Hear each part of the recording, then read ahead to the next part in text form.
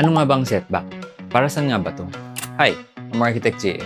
Nabanggit na natin ang setback sa nakaraang video. Ang daming nahasayangan dito, sayang daw sa space. Ang setback ay ang minimum space na hindi pwedeng tayuan sa front, side, at rear ng bahay mo. Hindi pwedeng tayuan yan unless mag-firewall ka.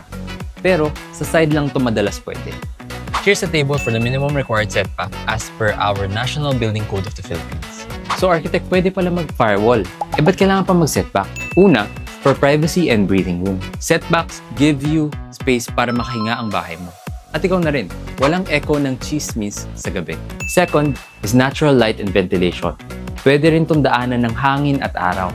Kung dikit-dikit tayong lahat, hindi na makakapasok ang natural na presko at liwanag. Lastly, maintenance. Pag may setback, may space kang maayusin ang likod at i-repaint ang wall. O umakyat pag may tulo. Imagine mo kung wala kang setback, tapos kailangan mong i-repair yung kabilang side? Nako, good luck na lang. If you can afford it, hindi sayang ang space para sa setback. Parte siya ng comfort at long-term peace of mind. Kahit gaano ka close ng kapitbahay mo, minsan kailangan pa rin natin ng space. Space para makahinga, space para sa sarili, at space para sa bahay.